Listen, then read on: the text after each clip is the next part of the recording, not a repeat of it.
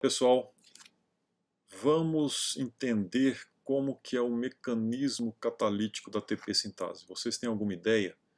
É bem interessante e é diferente dos mecanismos que nós conhecemos para outras enzimas. Tem algumas particularidades. Vamos ver como é que é? Muitos experimentos foram feitos para validar, para comprovar que a hipótese quimiosmótica proposta por Mitchell estava correta. Um desses experimentos foi esse aqui, que eu vou mostrar para vocês. Mas existem outros. Então, pesquisadores, para demonstrar o acoplamento da cadeia de transporte de elétrons com a fosforilação oxidativa na mitocôndria, fizeram, por exemplo, esse experimento. Eles utilizaram mitocôndrias suspensas em um meio tamponado, mediram o consumo de oxigênio e a produção de ATP ao longo do tempo do experimento. Então vamos ver primeiro esse aqui. A essa suspensão de hemácias, eles adicionaram ADP mais fosfato inorgânico. Viram que quase nada de consumo de oxigênio aumentou, quase nada. E também quase nada ou zero na produção de ATP, com adição de ADP mais fosfato. Adicionaram succinato. Vocês lembram que o succinato é o substrato da succinato desidrogenase, que é o complexo 2. O que o succinato oferece para a cadeia de transporte de elétrons? Elétrons. O succinato é oxidado, elétrons são retirados, formam FADH2 no complexo 2, que é a succinato desidrogenase. E aí inicia-se o processo de cadeia de transporte de elétrons. E a gente pode ver isso pelo consumo de oxigênio. E também inicia-se a síntese de ATP, já que nós temos um aumento do ATP produzido. Aí nós adicionamos cianeto. O cianeto é um inibidor da cadeia de transporte de elétrons. Então acontece um bloqueio do consumo de oxigênio paralelo a um bloqueio também, uma inibição da síntese de ATP. Então nós já estamos vendo aqui o acoplamento da cadeia de transporte de elétrons com a fosforilação oxidativa. Nesse segundo experimento, nós adicionamos succinato à suspensão de mitocôndrias, apenas succinato. Nada acontece.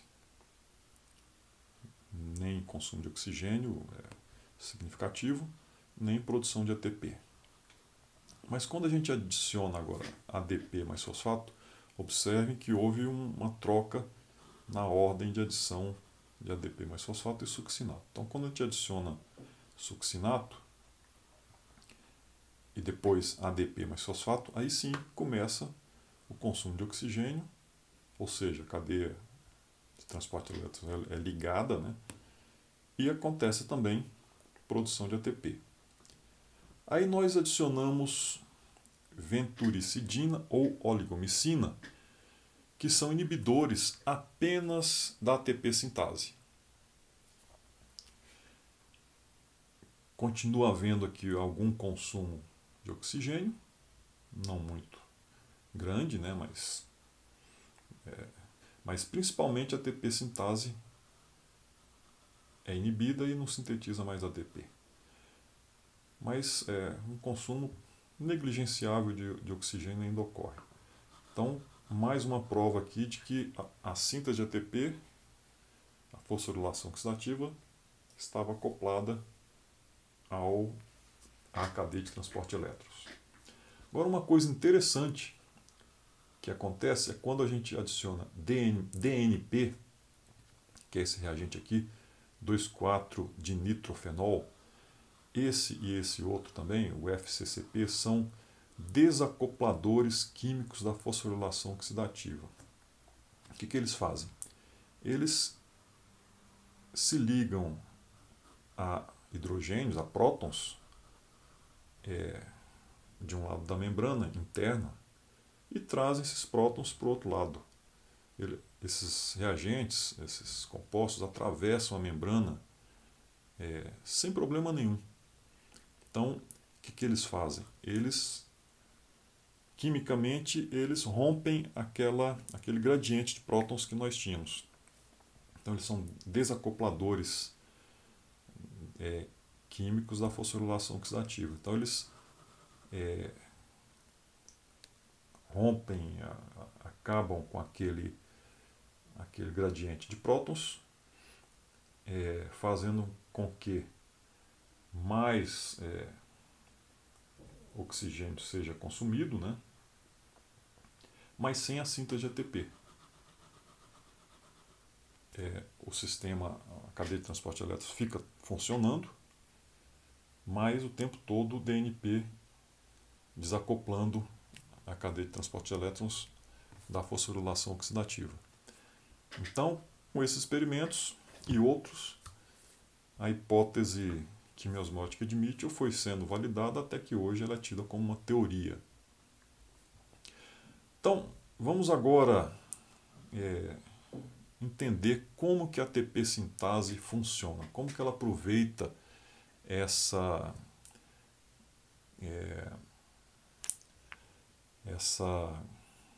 gradiente de prótons, essa diferença de potencial eletroquímico, né, para a produção de ATP.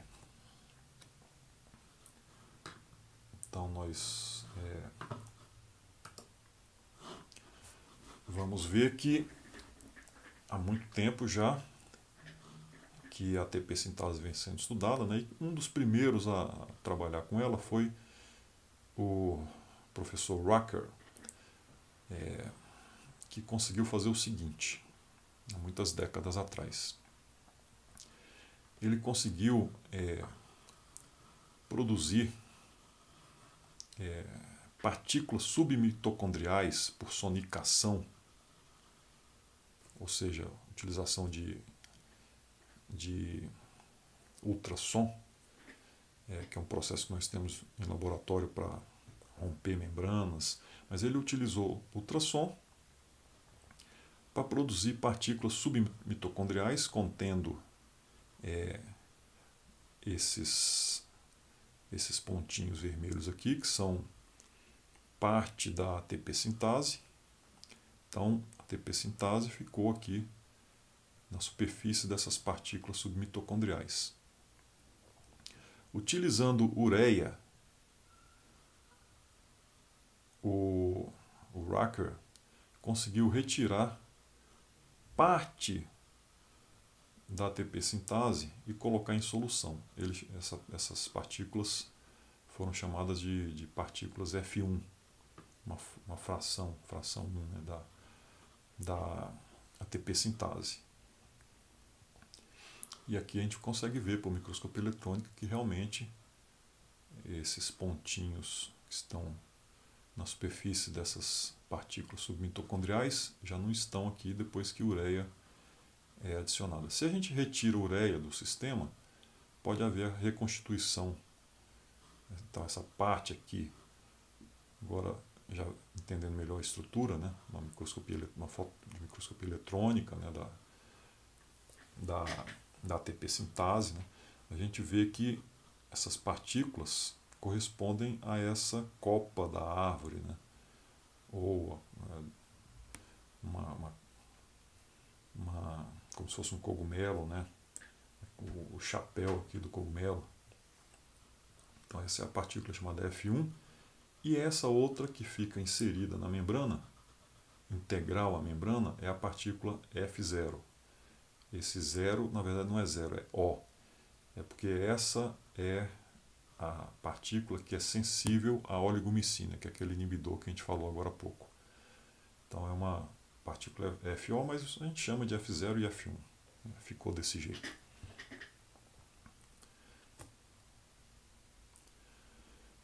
Então, mais tarde, John Walker, que ganhou o Prêmio Nobel de Química de 1997 por esse trabalho, determinou a estrutura tridimensional da partícula, da subunidade F1.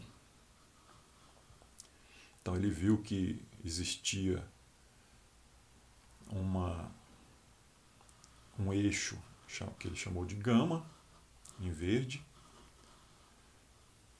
e em volta desse eixo, subunidades proteicas, alfa, beta, alfa, beta, alfa, beta. Então,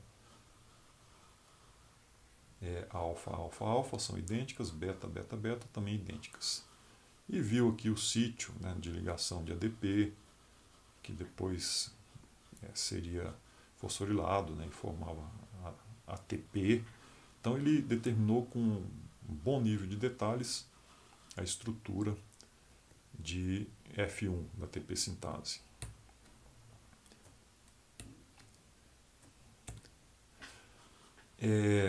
Olhando por cima,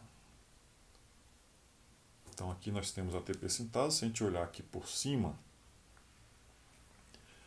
nós vamos ver que cada subunidade beta pode assumir 3 diferentes conformações. Então nós podemos ter beta ADP, quando ela está com ADP ligado no sítio catalítico,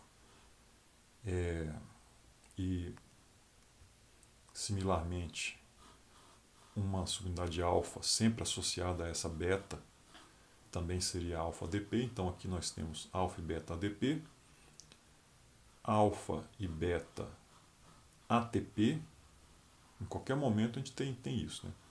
Um par aqui com ADP, outro par com ATP, então alfa e beta ATP, e um par sem nada, com o sítio catalítico vazio. Então alfa e beta vazios.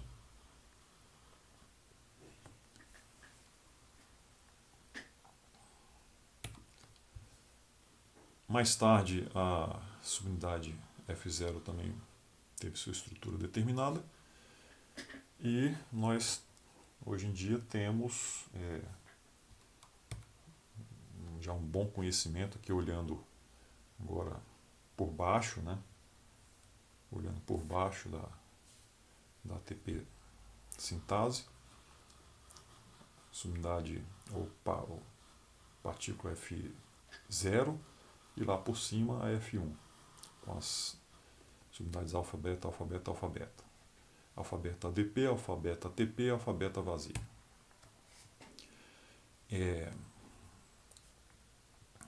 Essas estruturas vão sendo cada vez mais bem determinadas, mais refinadas, né? E hoje a gente tem já um detalhamento muito grande. Então, além da subunidade F0 e F1, nós temos aqui também uma proteína que é acessória, né, que mantém a conformação e a estrutura, ajuda a manter essa estrutura íntegra, né, da ATP sintase. Detalhes do sítio ativo, né, que recebe contribuições de resíduos de aminoácidos da subunidade beta, mas também da subunidade alfa, mas principalmente beta. Uma coisa interessante que foi feita, né, só com essa subunidade F1, que é aquela partícula que o Racker conseguiu solubilizar, foi o seguinte: um experimento muito interessante, já tentando entender o mecanismo catalítico, né, da ATP sintase. Colocaram ATP e água pesada, na água contendo oxigênio 18. E aí a enzima foi capaz de hidrolisar ATP, formando ADP mais fosfato. Depois de várias reações de idas e vindas, reações em uma direção e em outra, né? Hidrólise, síntese, hidrólise, síntese, hidrólise, síntese, hidrólise, síntese, viram que o oxigênio aparecia, o oxigênio que marcava aqui durante a hidrólise o fosfato, aparecia nas várias posições. O que isso significa? Significa que a síntese é possível na subunidade F1 isolada. Então, hidrólise, síntese, hidrólise, síntese. Então, perceberam que a subunidade F1 sem gradiente nenhum em solução conseguia sintetizar ATP também. Então, qual é a função daquele gradiente, daquela passagem de prótons pela ATP sintase?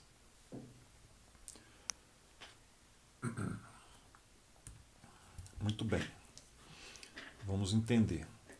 Se nós temos aqui uma enzima típica dessas que vocês já conhecem, né? Uma enzima que segue uma cinética dessas clássicas, uma cinética clássica. Nós temos aqui enzima mais substrato e uma grande barreira energética que tem que ser vencida, uma energia de ativação, que tem que ser doada a essa reação para que forme-se aqui um complexo enzima-substrato e a gente consiga obter um produto. Como seria essa figura para a ATP sintase? Como seria?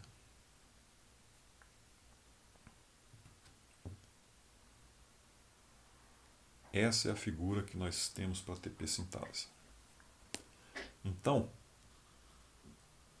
nós temos aqui ADP mais fosfato, que é o substrato, ADP e fosfato são substratos para a enzima. Então, para a formação do complexo enzima-substratos, nós temos uma barreirinha energética muito pequena, muito baixa, uma energia de ativação muito baixa.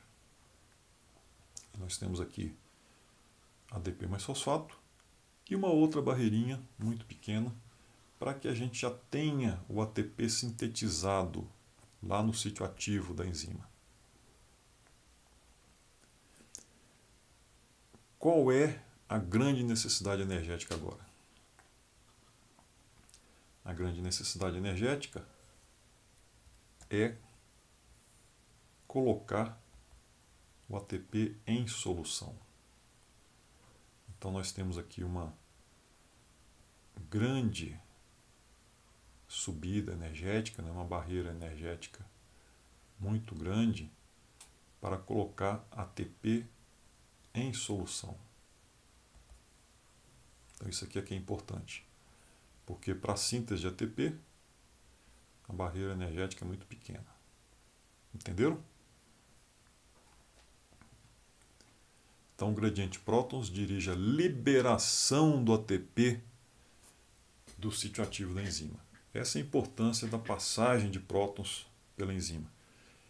É fazer com que, de alguma forma, a gente vai entender, haja a liberação do ATP em solução.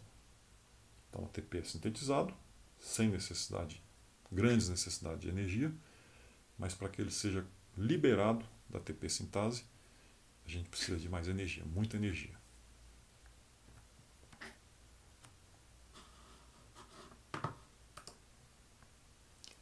Então vejam lá, que é para liberação. Bom, o mecanismo catalítico da ATP sintase foi proposto há muito tempo atrás e por um pesquisador que vocês já vão ver, mas o que acontece é o seguinte: nós temos a passagem de prótons, né, do espaço intermembrana, que é o lado P, pela subunidade F0, pela partícula F0, né? E quando ele passa, ele faz com que a subunidade F0 gire. Então vocês estão vendo aqui o sentido de rotação. E aí o próton sai aqui do outro lado, né? E é um mecanismo bem conhecido. Aqui nós temos detalhes, vocês podem ler depois, mas é isso. Acontece a rotação de F0, que faz com que esse eixo gama, que está interagindo aqui com alfa, beta, alfa, beta, alfa, beta, faz com que ele gire também. Então, o eixo gama tem esse movimento de rotação. A gente pode ver ele aqui. E ele aqui. Então, quando esses prótons aqui vão passando de um lado por outro da membrana, acontece a rotação de F0, que faz com que gama gire também, rode também.